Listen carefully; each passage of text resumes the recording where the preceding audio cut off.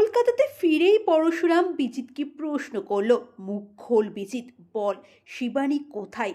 তুই শিবানীর সাথে ঠিক কী করেছিস? বিজিত তখন বলে, আমি এত মেয়ের সাথে এত কিছু করেছি, তাই কে শিবানী সেটা আমার মনে নেই।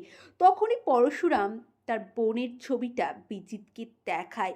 তখন বিজিত বলে, ও আচ্ছা এই শিবানী, ও তো আর বেঁচে নেই, ওকেই মেরে ফেলেছি। ওইদিকে বিজিতই যে সমস্ত কিছুর মাথা, শিবানীর বর বিজিত, এটা কিন্তু মুক্তাপুরে গিয়েই স্পেশাল ব্রাঞ্চের সমস্ত অফিসাররা জানতে পারে। এটা দেখার পরে তাদের চোখ তো কপালে উঠে যায় যে বিজিত এই রকম ছিল।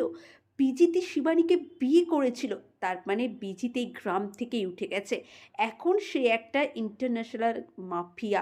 ওইদিকে বারবার পরশুরাম বিজিতকে একটাই প্রশ্ন করতে থাকে, বল শিবানী কোথায়?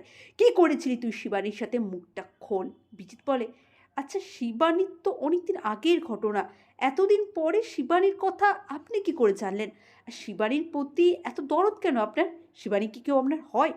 তখন পরশুরাম আরও রেগে গেল, বিজিতের গালে দুটো চড়ও বসালো, কিন্তু তাতে বিজিতের খুব একটা কিছু যায় আসে না। এত সহজে বিজিত মুখ খোলে না, সেটা পরশুরাম জানে।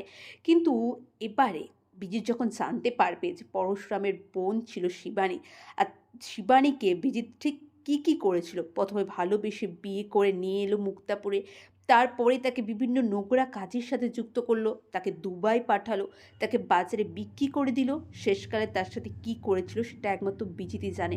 শিবানী আদৌ বেঁচে আছে কি না সেটাও আমরা জানি না, কিন্তু এই সমস্ত কিছু জানার পরে পরশুরাম কিন্তু বিজিতকে আর ছাড়বে না, এটা শেষ দেখেই ছাড়বে।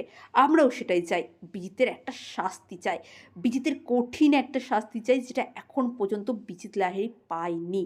তাই তো বন্ধুরা, কেমন লাগবে পরশুরাম আজকের নায়কের এপিসোডগুলো দেখতে? অবশ্যই কমেন্ট করে জানান। আর চ্যানেল নতুন হলে প্লিজ প্লিজ সকলে চ্যানেলটা সাবস্ক্রাইব করে দিন।